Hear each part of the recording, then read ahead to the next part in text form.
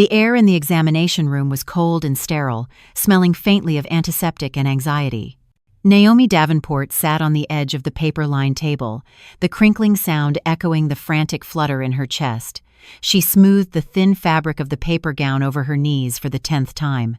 On the stool opposite her sat Dr. Aaliyah James, her oldest friend, who today was wearing the heavy, impenetrable armor of a physician about to deliver bad news. Aaliyah's expression was a careful, compassionate mask, but Naomi, who had known her since they were college roommates, could see the sorrow in her eyes. "So, it's not just stress, is it?"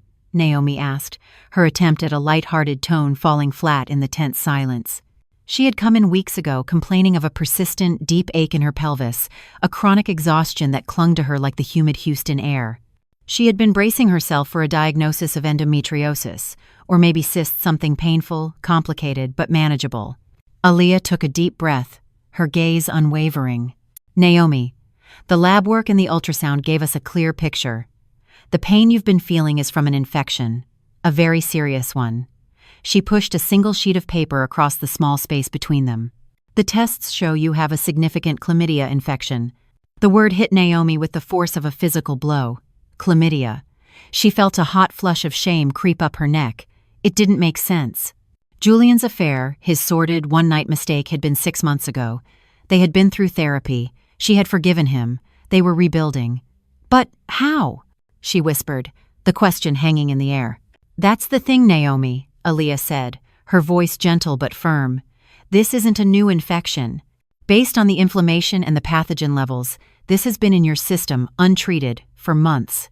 It's progressed into a severe case of pelvic inflammatory disease." She explained the clinical terms: an infection that had spread from the cervix up into the uterus, the fallopian tubes, the ovaries.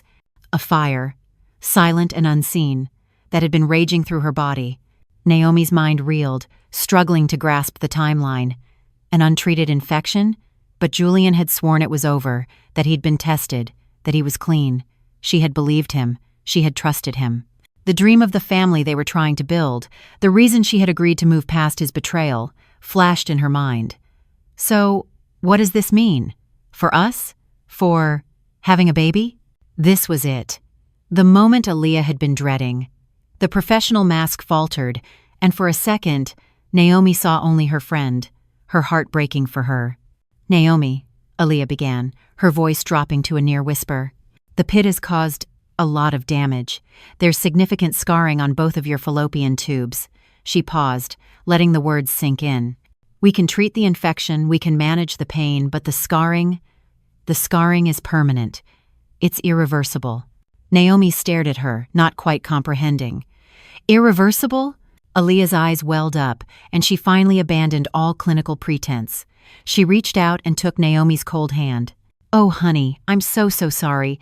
The damage is too extensive. You won't be able to have children." The words didn't land with a crash. They landed in a deafening silence, a void where all her future dreams had just been. A family. The children she and Julian had planned for, the very reason she had fought so hard to save her marriage. It wasn't a diagnosis, it was a life sentence. Her body, the one she had offered up as a testament to her faith and forgiveness, had been turned into a barren wasteland. This couldn't have been an accident, the collateral damage of a single forgiven mistake. This felt deliberate. This felt like a punishment. How could an act of grace, her greatest act of love and faith, have led to this? That grace was a choice, made 6 months ago in the tear-soaked wreckage of her marriage. The discovery had been a soul-crushing cliché, a hotel receipt for a room she'd never slept in, fallen from the pocket of his suit jacket. The confrontation that followed was a blur of his pathetic excuses and her raw, ragged sobs. He didn't deny it. He collapsed, a man utterly broken, and confessed to a one-night stand with a woman he'd met on a business trip. He swore it meant nothing, that it was a moment of weakness, the biggest mistake of his life. He wept, he begged, he pleaded. And a part of her, the part that had loved him for a decade, believed him. But the humiliation was a bitter pill.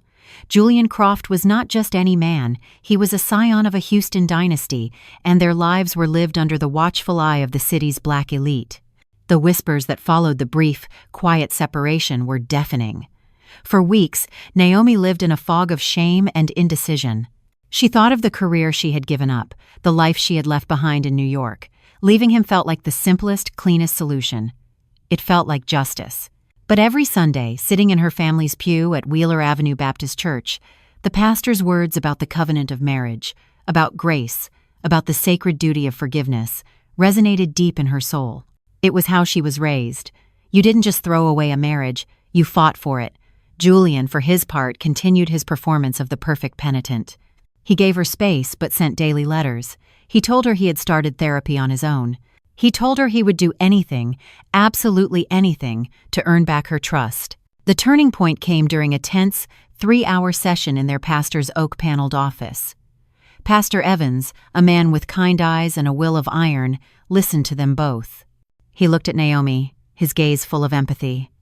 "Naomi," he said, his voice a low, gentle rumble. "The road to forgiveness is the hardest path God asks us to walk. It is not a sign of weakness. It is the ultimate testament to your strength and your faith." In that moment, her path became clear. She would not be the woman who ran. She would be the woman who stayed, who fought, who rebuilt. She would honor the vows she had made before God and her family. Later that evening, she told Julian her decision. They were not in a fancy restaurant or a therapist's office, but in the sterile neutrality of their large, silent kitchen. Her voice didn't tremble. "I will forgive you, Julian," she said, the words feeling heavy and monumental. "But this is the only time. We will continue counseling. There will be no more secrets. We will be completely honest with each other from this day forward." He fell to his knees and wrapped his arms around her legs, his sobs echoing on the marble floor. He thanked her, praised her strength, her grace, her goodness. He promised her she would never regret it. And as she looked down at the top of her husband's head, she felt a fragile, tentative hope begin to bloom in the wasteland of her heart. She believed she was saving him. She believed she was saving them. She thought she had made the most difficult sacrifice, offering a grace she wasn't sure he deserved to rebuild the life they had planned. She had no idea that he was about to ask for an even greater leap of faith, one that would demand she place not just her heart, but her very body, on the altar of his lies. That altar was their bed. For weeks after the reconciliation, a fragile peace settled over their Houston mansion. They went to counseling. They talked until they were hoarse. They were, Naomi believed, doing the hard work of rebuilding, but an invisible barrier remained between them, a clinical sheet of latex that served as a constant, silent reminder of his betrayal. It was a necessary precaution, a sensible choice, but it felt like a scar on their intimacy. Then came the night he asked her to remove it. They were lying in the dark, the moonlight filtering through the plantation shutters, casting silver stripes across the Egyptian cotton sheets. It was the first time since the discovery that they had felt something close to their old, easy intimacy. His voice, when he spoke, was a low, vulnerable whisper, carefully calibrated to sound like a soul laid bare. "Naomi," he started, his hand finding hers in the darkness. "I feel you here with me, but I know there's still a wall between us, a reminder of what I did, and I put it there." She knew what he meant. Her heart tensed. "Every time," he continued, his voice thick with a performance of shame, "it's a symbol of my failure. It's a sign that I'm still being punished, that you still can't fully trust me." He rolled over to face her, his eyes glistening in the dim light. "I want that wall to come down, baby. I want us to be one again. Truly one. No barriers, no reminders. I want to wash away my mistake and start clean." He paused, letting the weight of his words settle before delivering the masterstroke. "Let's start our family, Naomi. For real, let's start trying tonight. I want to be the husband you deserve, the father our children will be proud of. Please, don't let my sin poison our future any longer. Give me a chance to prove that I'm all in, that I'm yours completely. Let me love you without this shame between us." It was the most sophisticated form of blackmail, a demand disguised as a plea. He was holding their shared dream of a family hostage, and the ransom was her absolute, unconditional trust. Every rational instinct in her screamed caution. The wound was still healing, the scar tissue thin and delicate. It was too soon. It was a risk. But the desire for a child, the dream that had underpinned their entire marriage, was a powerful gravitational force. It was the future she had chosen him for. His words were a siren song, promising to transform the ugliest chapter of their lives into the beautiful beginning they were always meant to have. Forgiving his affair was one thing. This was another level of faith. It was an invitation to be vulnerable again in the most profound way imaginable. It was a chance to prove, to herself and to him, that her forgiveness wasn't just words. It was an action. She looked at his face, so earnest and pleading in the moonlight, and her caution dissolved. She wanted to believe him more than she had ever wanted anything. "Okay, Julian," she whispered, the word feeling both terrifying and liberating. Okay, a new beginning. In the darkness of their bedroom, under the silent watch of the Texas moon, she made her final, most intimate sacrifice. She surrendered her body as the ultimate act of faith, a testament to her belief in his redemption. She truly believed they were planting the seeds of their future, finally moving past the pain.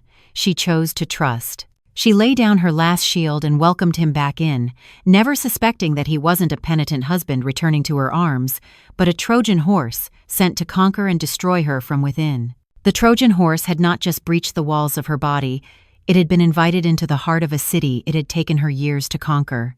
Before Julian, Naomi's legacy was not something she planned to build with a husband. It was something she was already creating herself, brick by brilliant brick, in the fiercely competitive art world of New York City.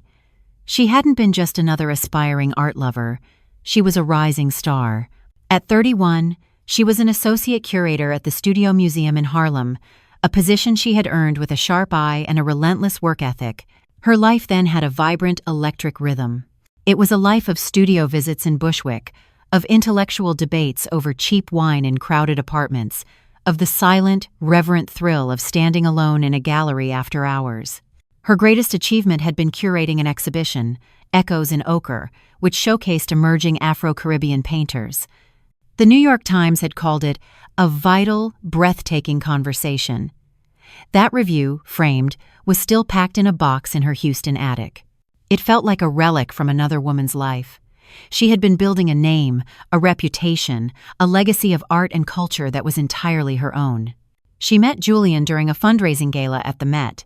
He was in New York on business for his family's oil and gas logistics empire, a man who moved with the easy, gravitational pull of old Houston money. He was utterly captivated by her world, so different from his own.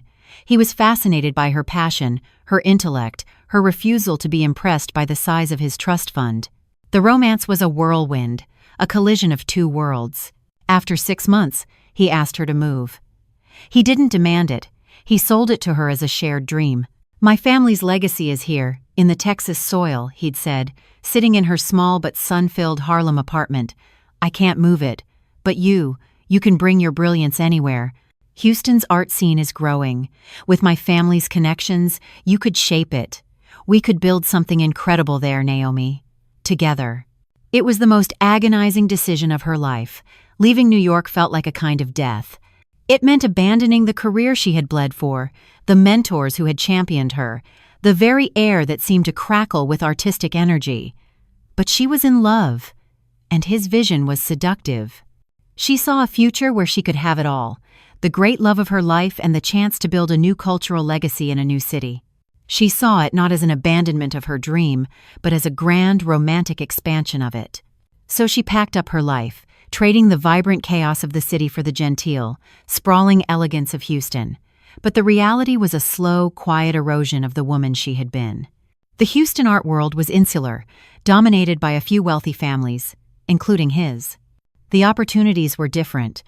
She was seen not as Naomi Davenport, the curator, but as Julian Croft's sophisticated fiancé. Her sharp opinions were now charming anecdotes at dinner parties. Her ambition was redirected into planning charity events and managing their social calendar. She had become the perfect corporate wife, a beautiful, intelligent accessory to his legacy. Her own had been carefully, lovingly, and completely sacrificed. She had traded the echoing halls of a museum, a legacy she was building for the world, for the quiet, polished halls of his mansion, all for the promise of a family legacy they would build together. Now, sitting on the cold paper of the examination table, the sterile air thick with the verdict of her barrenness, she finally understood the brutal terms of that exchange. He had taken her past, her career, her entire former self, and in return, he hadn't just stolen their future. He had poisoned the very possibility of it. The present-day reality of that poisoned future began about 2 months ago, not as a sudden catastrophe, but as a subtle, insidious whisper. It started as a dull, persistent ache low in her abdomen, a pain she initially dismissed as cramps or stress. But the ache lingered, sometimes sharpening into a biting throb. A profound fatigue settled into her bones, a weariness so deep that no amount of sleep could touch it. Her body felt foreign, a house she lived in but no longer recognized. It was the physical manifestation of a lie, a sickness blooming in the dark. She tried to talk to Julian about it. He listened with a practiced, dismissive patience, the kind one reserves for a slightly neurotic child. "You're just stressed, baby," he'd said, not looking up from his tablet. "We've been through hell and back. Your body is just reacting to the emotional toll." When the pain persisted, she brought it up again. He'd sighed, a sound of weary tolerance. "It's probably just your cycle, Naomi. You know how it is. It'll pass." He made her feel like a hypochondriac, her legitimate pain, an overreaction, an inconvenience in their carefully reconstructed peace. His lack of concern was a small, cold splinter under her skin. The old Julian, the man she'd first fallen in love with, would have been terrified, insisting she see a doctor immediately. This new, post-confession Julian was distant. But she pushed the thought away, telling herself he was just trying to be the calm, steady husband she needed. After another week of the pain radiating into her lower back, she couldn't ignore it any longer. Without telling him to avoid another dismissive conversation, she made an appointment with Aaliyah. That visit was the beginning of the end of the world she knew. After the initial examination, Aaliyah's warm, friendly demeanor was replaced by a clinical focus that put Naomi on high alert. Aaliyah ordered a full panel of tests, her expression unreadable. The call came 2 days later. "Naomi, can you talk?" Aaliyah's voice was stripped of its usual warmth. "The initial results are back. I need you to listen to me carefully. The tests show a significant, active chlamydia infection." Naomi was standing in her kitchen, looking out at her perfectly manicured garden. The world outside was lush and vibrant. Inside, everything turned to ice. "What? No, that's impossible." "The test is conclusive," Aaliyah said gently. Naomi's mind, the sharp, analytical mind of a curator, began piecing the evidence together with sickening speed. The timeline was a brutal, simple equation. The original affair was 6 months ago. Julian had sworn he was tested afterward and was clean. They had stopped using protection 3 months ago, at his insistence. If she had an active infection now, it meant she had been exposed recently. There was only one possible conclusion. He was still cheating on her. The fake twist landed with the force of a physical blow, knocking the air from her lungs. The counseling sessions, the tearful apologies, the promises of a new beginning, his pleas for her to trust him again, it was all an elaborate, monstrous performance. He hadn't just betrayed her once. He had been betraying her continuously, every single day, for the last 6 months. The forgiveness she had fought so hard to give, the act of grace she had believed was the cornerstone of her faith and her marriage, was nothing but a fool's pardon granted to a liar who had never stopped his crime. The pain in her pelvis was suddenly eclipsed by the raw, familiar agony of a shattered heart. But this time, something else was there too. A cold, hard anger began to form in the pit of her stomach. There would be no more counseling, there would be no more tears, there would only be a confrontation. And this time, there would be no forgiveness. The anger was a clean, sharp blade. It cut through the fog of her pain and gave her purpose. She didn't wait. She didn't plan. She walked with a cold, deliberate calm to his sanctuary, the mahogany-paneled study where he conducted the business of the Croft Empire. He was on a conference call, his voice exuding the easy authority of a man born to power. He saw her in the doorway, saw the look on her face, and his confident tone faltered. "I'll have to call you back," he said, and hung up the phone. "What is it, Naomi?" he asked, his brow furrowed with a feigned concern that now made her stomach turn. She didn't bother to close the door. She stood her ground, her posture rigid. There were no tears, no accusations in her voice, only the flat, cold weight of a final judgment. "I have chlamydia, Julian." The reaction wasn't what she expected. A cheating husband, caught, would look guilty. He would stammer, deny, deflect. Julian just looked stunned. A genuine, unfeigned shock washed over his features, his mouth falling slightly open. "What?" he breathed, standing up from his leather chair. "No, that's That's impossible." "Is it?" she shot back, her voice dripping with ice. "Is it impossible? Or have the last 6 months of counseling and promises just been a cover for your business trips?" The shock on his face was immediately replaced by a flash of indignant fury. It was a different kind of anger than she had ever seen from him. It wasn't the defensive anger of a man caught in a lie. It was the rage of a man being falsely accused. "Do not do that," he said, his voice low and dangerous. "Do not cheapen what we've been rebuilding by accusing me of that. I swore to you, Naomi. On my father's grave, I swore I have not been with another woman since that night. I have done everything to earn back your trust. Your words mean nothing anymore." "Then look!" he roared, his control finally snapping. He strode to his desk, grabbing his laptop and shoving it toward her. "Look at my calendar. Every meeting, every dinner is accounted for." He pulled his phone from his pocket, his fingers flying across the screen. "Here's my location data for the last 6 months. Here are my hotel folios, no room service for 2, no pay-per-view, nothing. Here are my credit card statements." He was throwing proof at her, a chaotic blizzard of data receipts, travel itineraries, GPS logs. The evidence was meticulous, comprehensive, and, impossibly, it all seemed to confirm his story. He was where he said he was. He was doing what he said he was doing. Naomi stared at the screens, at the papers he'd slammed down on the desk, and a chilling, terrifying confusion began to extinguish her rage. She was holding 2 irreconcilable truths in her mind. Truth number 1, the medical truth. Her body was sick with an active, aggressive infection. This was a scientific fact, confirmed by her best friend. Truth number 2, the logistical truth. Her husband had a seemingly airtight alibi for the entire time she could have been infected. The neat, simple narrative of a chronic cheater crumbled into dust. This wasn't adding up. Her confrontation, which was supposed to be a final cathartic explosion, ended in a bewildering stalemate. He stood before her, no longer a simple liar, but an enigma, his expression a mixture of genuine hurt and confusion that mirrored her own. She backed out of the study, her mind a maelstrom of conflicting facts. The poison was real. The source was a ghost. The story no longer made sense. If he wasn't lying about the past 6 months, then the original lie must be deeper, darker than she had ever imagined. The infection had to have a beginning, and if it didn't begin with a new affair, it had to have begun with the old one. Her quest for the truth now had only one possible path forward. She had to find the woman from that night, the woman whose name she had forced herself to forget. The confusion was a poison of its own, clouding her thoughts and paralyzing her will. Back in the sterile safety of Aaliyah's office, the 2 women stared at the impossible knot.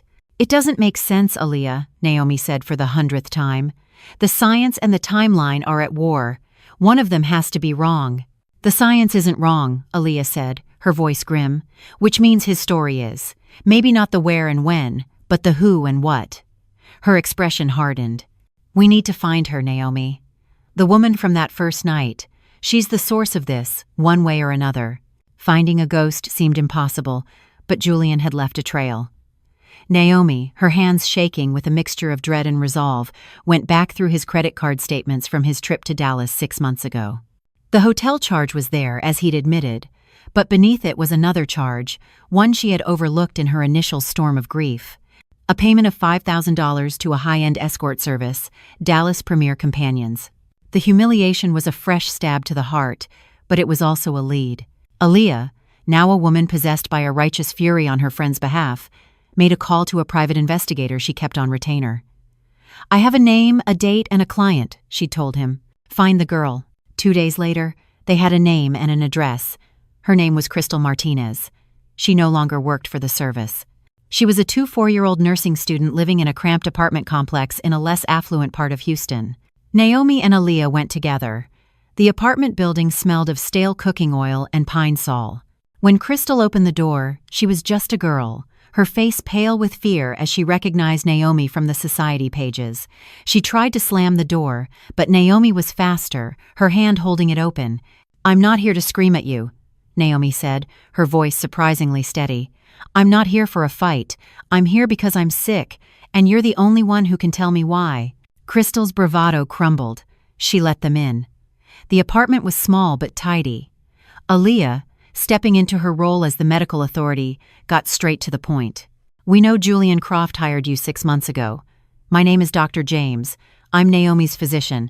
She has a severe, untreated chlamydia infection that has caused permanent damage. We need you to tell us, right now, what Julian knew about your health status on the night you were with him."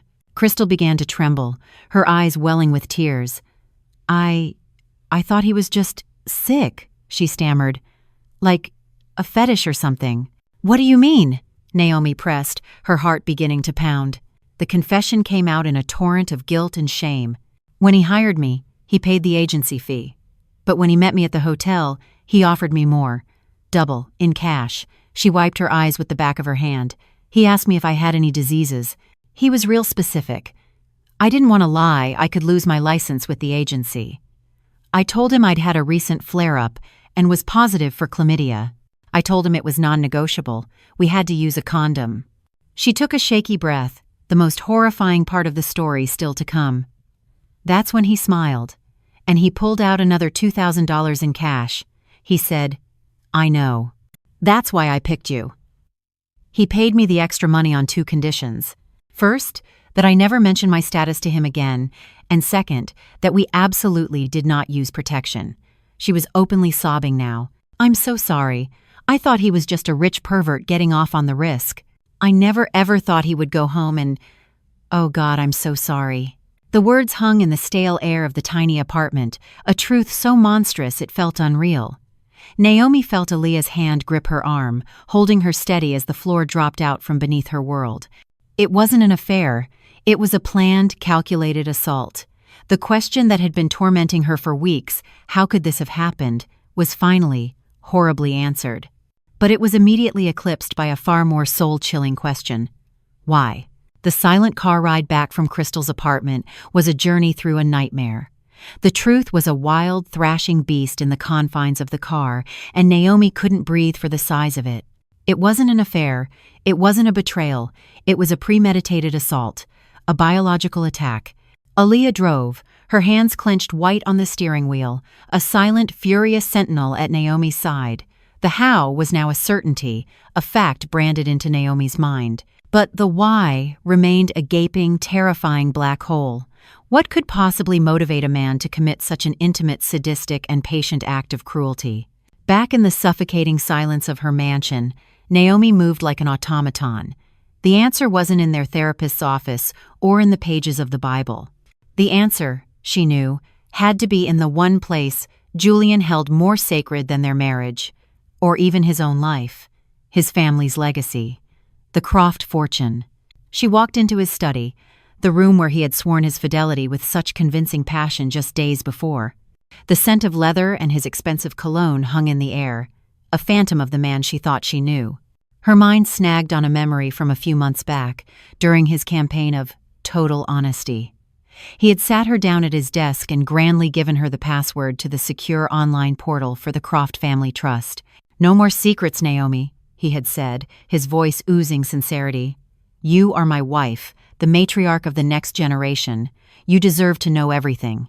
It had been a performance of transparency, an arrogant display from a man so sure of his own genius that he never imagined she would have a reason to truly look, or the intelligence to understand what she found. She sat in his oversized leather chair, her fingers flying over the keyboard. She found the primary trust document, a sprawling 100-page beast of dense legalese. Her curator's mind, trained to find the one crucial detail in a mountain of information, took over. She bypassed the jargon, searching for keywords: succession, inheritance, progeny, contingencies. And then she found it, buried deep within the document, under Article 9, Section 4B. The language was cold, precise, and utterly monstrous.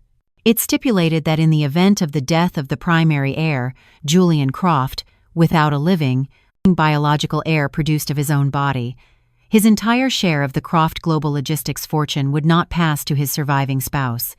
Instead, the full sum and amount that made Naomi's head spin would be irrevocably and entirely absorbed by the Croft Charitable Foundation. Her eyes scanned further down the page, searching for the leadership structure of the foundation. There it was. The sole, lifetime-appointed chairperson, with absolute and unilateral control over all assets and disbursements, was Genevieve Croft, his aunt. the cold, calculating family matriarch who had ruled the family with an iron fist for 40 years. The woman who had always looked at Naomi with thinly veiled contempt, as if she were an interesting but ultimately unsuitable acquisition her nephew had made. The black hole of why was suddenly filled with a blinding, horrific light. All the pieces clicked into place. He couldn't divorce her. In Texas, a community property state, she would be entitled to half the wealth they had accumulated during their marriage, a sum that would run into the tens of millions. It would be a messy, public battle that would tarnish the pristine Croft name, but he couldn't have a child with her either. A child would make her the mother of the Croft heir, giving her an unbreakable, permanent claim on the family's future and a direct challenge to Aunt Genevieve's power. So he had chosen a third path. A secret, monstrous, diabolical path. Keep his beautiful, intelligent, socially graceful wife on his arm, preserving the illusion of a perfect life, while secretly ensuring she could never bear the heir he was terrified of creating with her. He had made a cold, pragmatic business decision about her body. He had chosen to sterilize her. Her pain, her health, her future, her dreams, they were all just acceptable losses in his sociopathic strategy to protect his legacy. She leaned back in his chair, the leather cool against her skin. The last tear she would ever shed for Julian Croft slid down her cheek. He hadn't just betrayed her. He had liquidated her.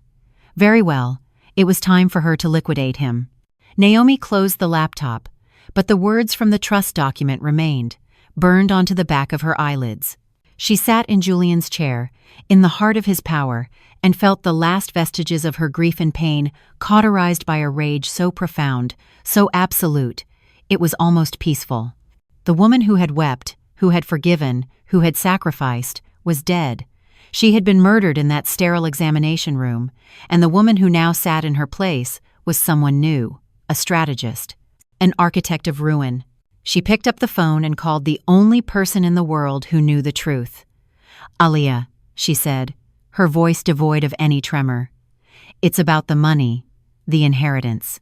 She explained what she had found: the clause, the foundation, the iron-fisted Aunt Genevieve. A long, heavy silence stretched across the line before Aaliyah finally spoke, her voice a low growl of disbelief. "So he did this, as a business decision?" "The most pragmatic one of his life," Naomi replied, her tone glacial. "He liquidated my future to protect his assets." She leaned forward, her elbows resting on the polished mahogany of his desk. "And so, the lawsuit I was considering is now off the table. I don't want his money, Aaliyah. That's not the currency we're dealing in anymore. I want to liquidate him. I want to take the two things he values more than life itself, his legacy and his bloodline." "Naomi, what are you saying?" "I'm saying this is no longer a divorce. This is a demolition," Naomi stated. "He built his life on the idea of a powerful legacy, a pristine family name. I am going to turn that name into a synonym for fraud and humiliation. He attacked my body, my future, my ability to carry on a bloodline. I am going to do the same to him. The justice for this must be perfectly, brutally symmetrical." This was no longer a conversation between a patient and her doctor. It was a council of war. Aaliyah, whose fury had been simmering for days, finally let it boil over. "Okay," she said, her voice hard as steel. "I'm in. Tell me what you need." The plan began to form, a two-pronged assault born of Naomi's curatorial genius and Aaliyah's medical knowledge. The first target was the Croft legacy. "His family's power isn't just in their bank accounts," Naomi explained. "It's in their cultural capital. The Croft name is on museum wings, university buildings, charity boards. Their reputation is their shield. I'm going to shatter it." Her mind immediately went to the Houston Museum of Fine Arts annual gala, the biggest society event of the year. The Croft Foundation was this year's primary sponsor, set to unveil its latest, most prized acquisition. "That's our stage," Naomi said. Then, she moved to the second target. Her voice dropped, becoming colder, more dangerous. "Aaliyah, medically, is there a way to do to a man what he did to me? Permanently?" The question hung in the air, a terrifying breach of ethics and law. Naomi could hear Aaliyah's sharp intake of breath. For a moment, she was a doctor again, the Hippocratic oath, a tangible presence between them. But then, the image of Naomi's ultrasound, The pictures of a scarred and useless womb flashed in Aaliyah's mind, the memory of her friend's hollowed-out eyes. Her professional duty warred with her primal loyalty, and loyalty won. "There are compounds," Aaliyah said, her voice hesitant but resolute. "Things that can induce chemical castration. It would be difficult, dangerous, illegal as hell, Naomi." "So was what he did to me," Naomi countered. "The only difference is that he'll see it coming." The pact was made, not in a whisper, but in a cold, clear declaration of war. They would not be victims. They would be executioners. His legacy was a lie, and she would be the one to tell the truth. His bloodline was his obsession, and she would be the one to end it. All she needed was the perfect stage to bring the curtain down on the entire Croft dynasty, and she knew just the one. The museum gala was in 3 weeks. The whole city would be watching. The 3 weeks leading up to the gala were the most lucid of Naomi's life. The grief was gone, burned away. The pain in her body was a dull, constant reminder of her purpose. She moved through her life, a ghost in her own home, her mind a fortress of cold calculation. Julian, oblivious, saw her quiet demeanor as a sign of healing, of a sad but resigned acceptance. He had no idea he was living with his executioner. Her focus was singular: the public destruction of the Croft legacy.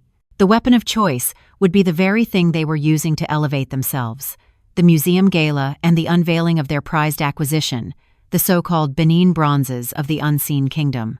The collection, sourced from a private and famously discreet European dealer, was being hailed as a monumental act of cultural repatriation.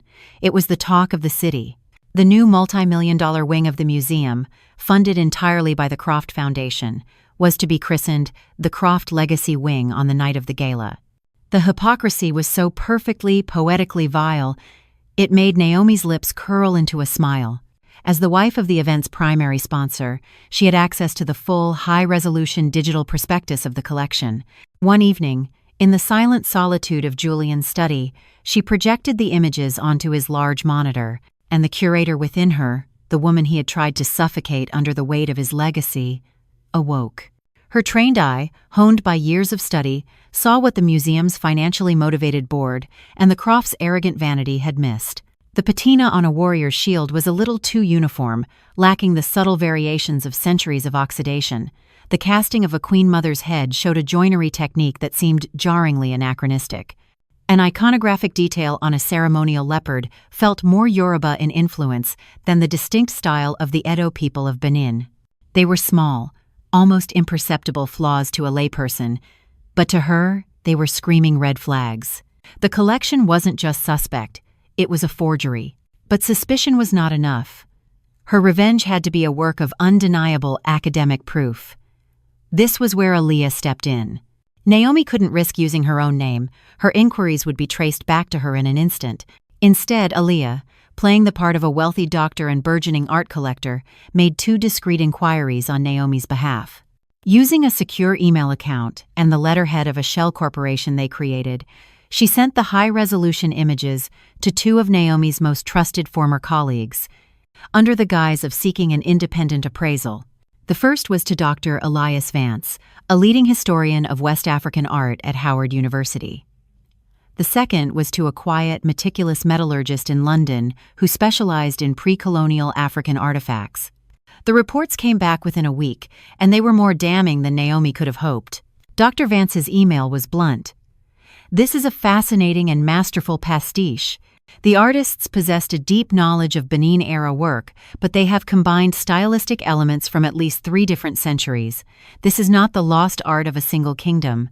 It is a brilliant, modern fabrication." The metallurgist's report was even more clinical, and even more conclusive. Analysis of the surface alloy shows trace amounts of refined zinc and nickel that were simply not present in the casting techniques of the 16th century. The items are beautifully crafted, but they are, without a shadow of a doubt, fakes. Naomi printed the reports, the paper warm from the printer. She held in her hands the irrefutable proof that would implode the Croft family's reputation. They had spent millions of dollars on a lie, and were about to unveil it as their legacy. The public execution was ready. Now, it was time to prepare for the private one. She sent a single coded text to Aaliyah, the words stark against the screen. Phase 1 armed. Ready for Phase 2? The reply was immediate, a single chilling word. Ready. The word ready on Naomi's phone screen was a vow, a commitment to a path from which there was no return. With the evidence for the public execution of the Croft legacy secured, the focus shifted to the private one. This part of the plan was darker, more dangerous. A descent into a moral territory from which Naomi knew neither of them would emerge unscathed. For Aaliyah, it was a week of torment. As a doctor, her entire life was built around the principle of healing, of primum non nocere first, do no harm. Now, she was being asked to weaponize her knowledge, to turn her science into an instrument of biological vengeance.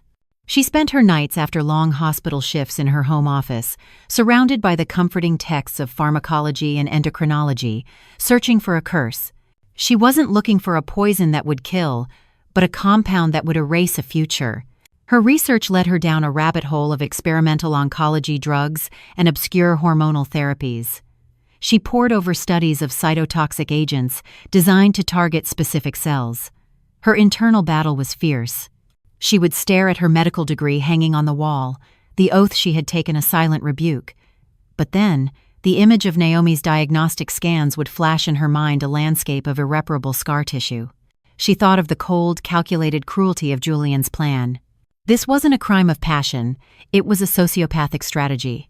In the twisted logic of her rage, she began to see her actions not as a betrayal of her oath, but as a radical, off-the-books therapeutic intervention. She was not harming a patient, she was excising a cancer from her best friend's life.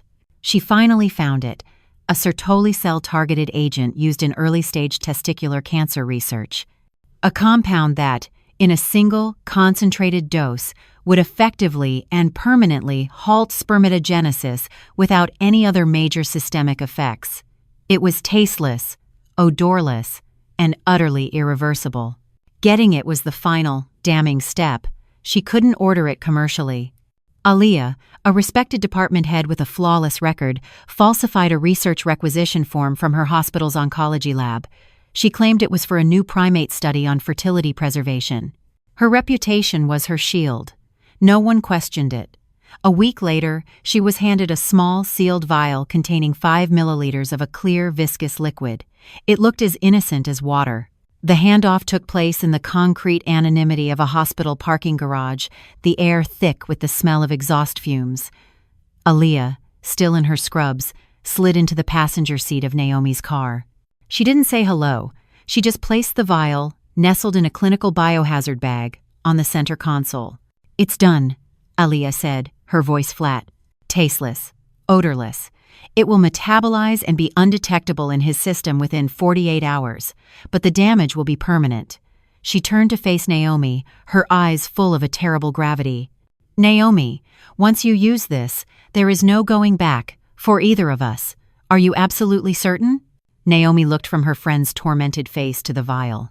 It was the physical manifestation of her pain, a sterile, scientific answer to a brutal, biological crime. She thought of the family she would never have, the career she had sacrificed, the trust she had so foolishly given. Her certainty was absolute. "He made sure there was no going back for me 6 months ago, Aaliyah," Naomi said, her voice a cold, quiet whisper. "I'm just closing the circle." She took the vial, her fingers closing around the cool glass. It felt heavier than a bomb. The evidence against his legacy was in a file on her laptop. The end of his bloodline was now in her purse. She was no longer just the curator of his downfall. She was the angel of his annihilation. The night of the gala was 2 days away. It couldn't come soon enough. The night of the gala arrived, cloaked in the humid embrace of a Texas evening. As Naomi got ready, she felt a profound and terrifying calm. She was not a wife dressing for a party. She was a soldier donning her armor. Her weapon of choice was a stunning, blood-red gown that clung to her like a second skin. Around her neck, she clasped a diamond necklace, cold and sharp against her skin. Each element was a calculated choice, a part of the performance. When she descended the grand staircase of her home, Julian was waiting at the bottom, breathless. He saw a goddess. He had no idea he was looking at his nemesis. The museum was a glittering spectacle, a microcosm of Houston's wealth and power. The air hummed with polite chatter, the clinking of champagne glasses, and the scent of money. The new Croft Legacy Wing was the main attraction. In dramatically lit glass cases, the so-called Benin bronzes stood, their dark metal gleaming. They looked ancient, powerful, and authentic. To the untrained eye, they were priceless treasures. To Naomi, they were props on a stage, waiting for their final act. Julian and his Aunt Genevieve were in their element, holding court like royalty.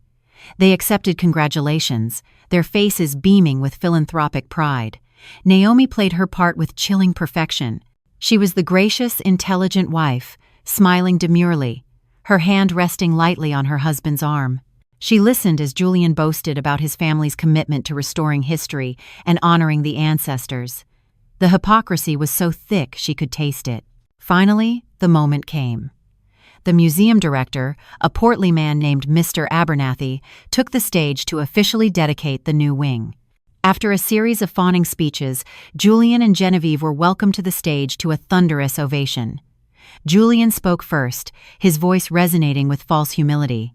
Then, he turned and smiled at his wife. "And now, I'd like to invite up the woman whose passion for the arts has been a constant inspiration, my beautiful wife, Naomi Croft." Naomi walked to the podium, the red of her dress a slash of color in the warm stage lights. She smiled at her husband, at his aunt, at the hundreds of expectant faces. She began graciously. "Thank you, Julian. The Croft Foundation's contribution to this museum, and to our city, is truly remarkable." She paused, letting her eyes sweep across the room. Then her tone shifted, the warmth replaced by a cool, academic precision. "Legacy is a powerful word," she said, her voice clear and cutting. "And that legacy, much like the priceless art we are here to celebrate, demands one thing above all else: authenticity." She nodded to the AV technician, and a high-resolution image of the collection's centerpiece, a bronze head of an oba, flashed onto the giant screen behind her. "This oba head is a magnificent work of art," she said, as if beginning a lecture. "But it is not, as the official provenance claims, from the 16th century. A confused murmur rippled through the crowd. The casting technique shows a level of refinement inconsistent with pre-colonial methods. Furthermore, she continued, gesturing to another image, the iconography on this ceremonial plaque combines stylistic elements from two distinct historical periods. It is a brilliant piece of work, but it is a pastiche. It is a forgery. The murmur grew louder. Aunt Genevieve's face had turned to stone. Julian stared at her, utterly poleaxed. "Now, I understand that is a serious claim," Naomi said calmly, "so you don't have to take my word for it." The screen behind her flickered, replaced by a live video feed of a distinguished, gray-haired man in a book-lined study. Dr. Elias Vance is the foremost expert on Benin-era art at Howard University.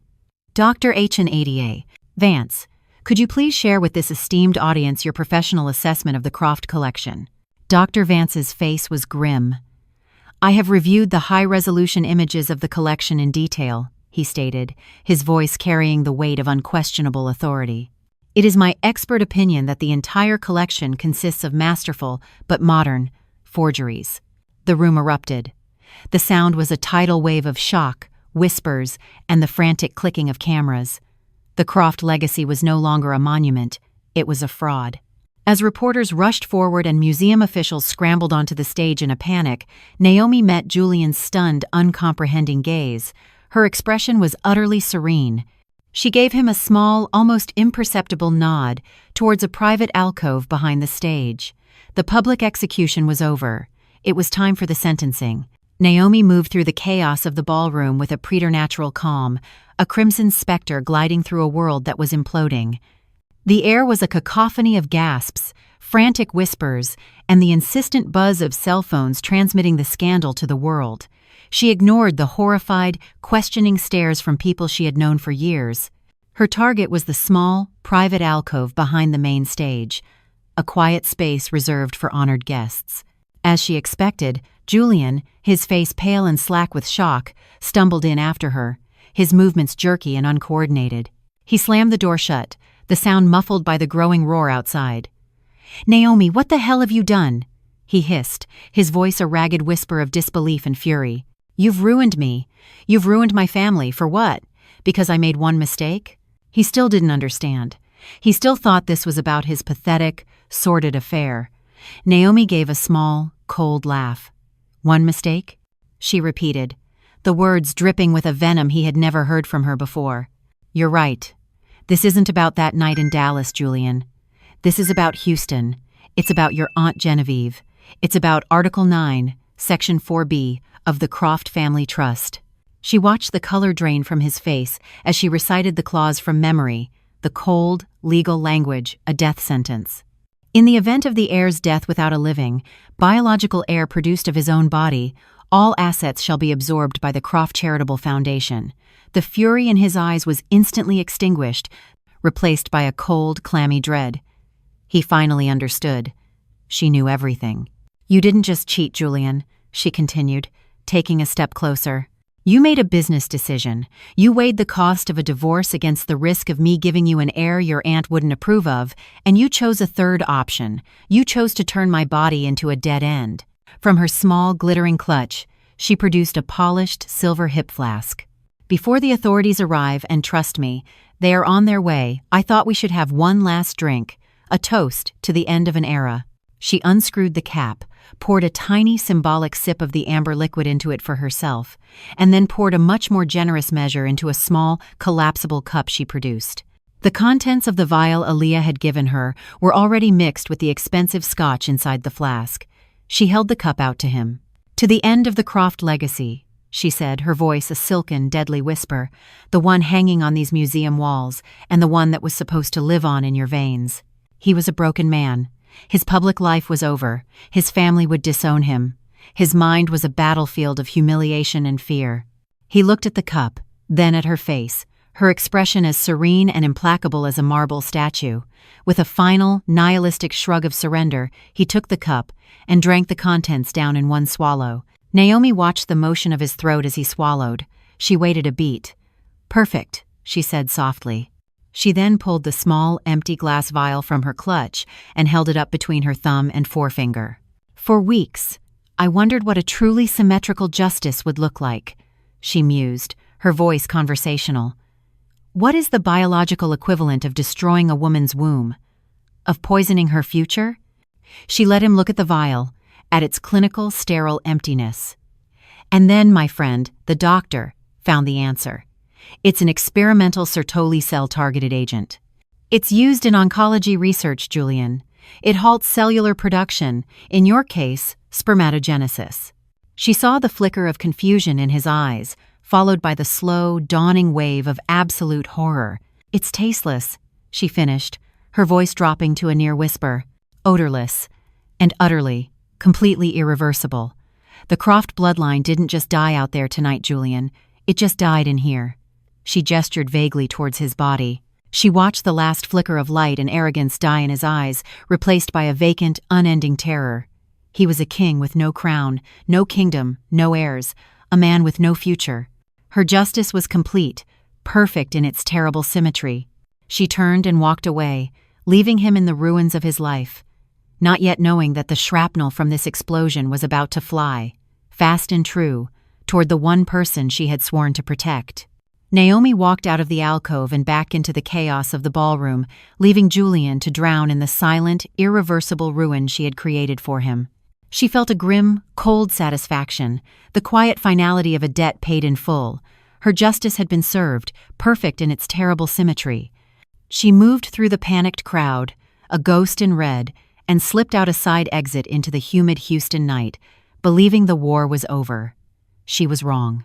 The war had only just entered a new, more brutal phase.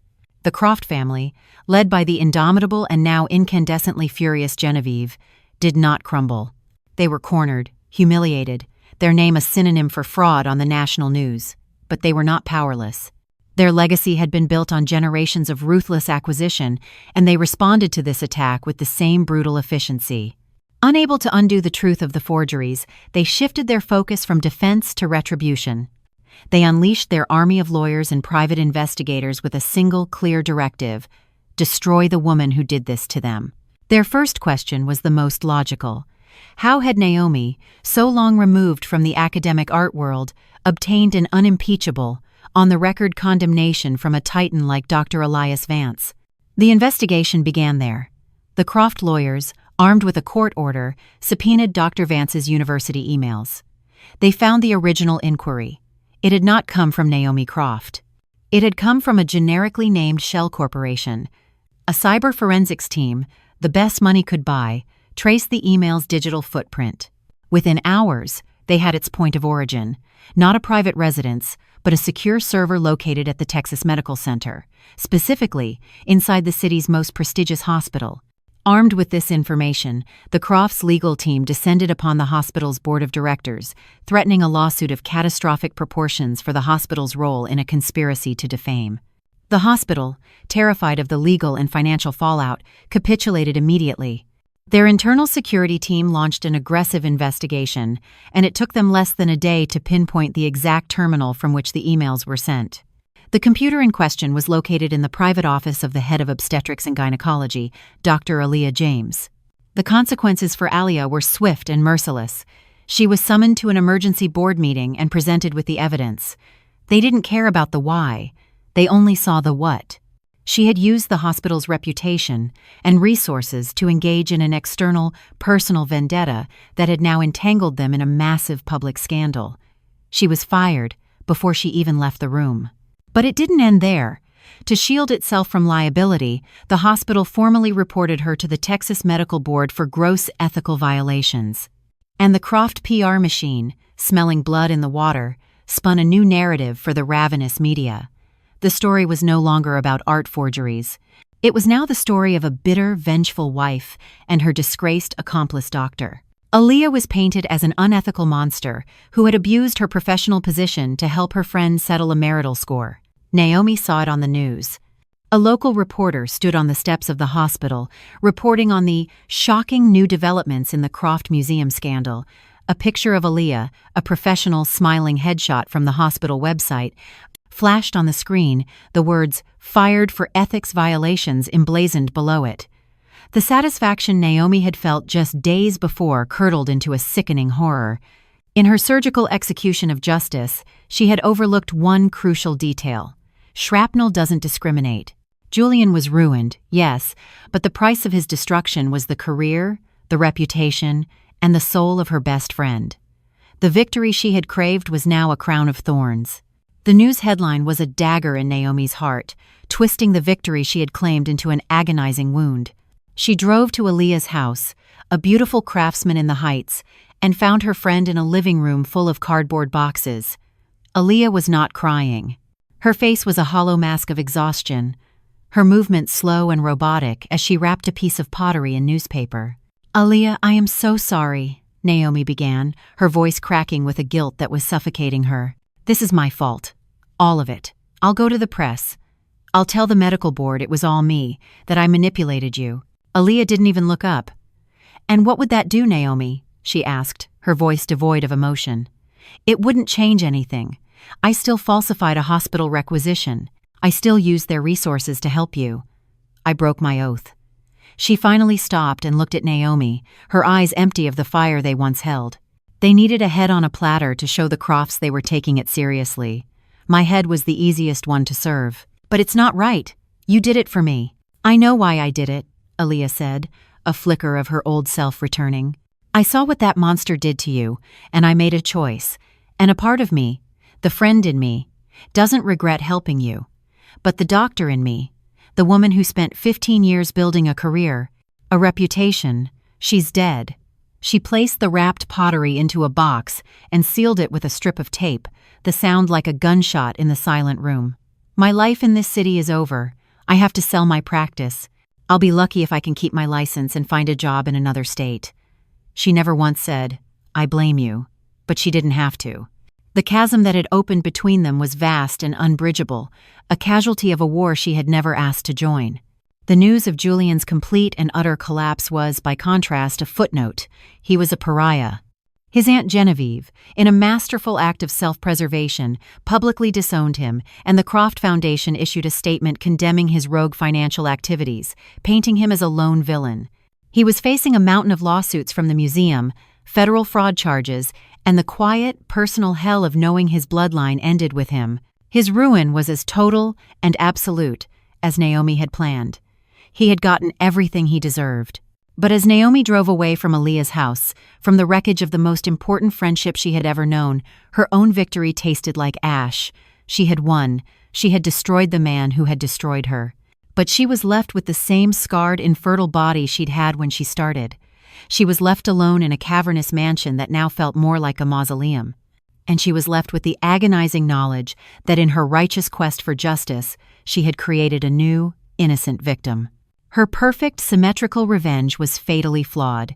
It was a distorted, ugly thing, a justice that had healed her own wound by inflicting a mortal one on her friend. She had stood up to a monster, but in the process, she had become a force of destruction, leaving a trail of collateral damage that she could never undo. The crown of victory she had placed on her own head was, just as she'd feared, a crown of thorns. Here is the moral dilemma. Aaliyah willingly crossed an ethical line to help Naomi achieve justice, and she paid the ultimate professional price for it.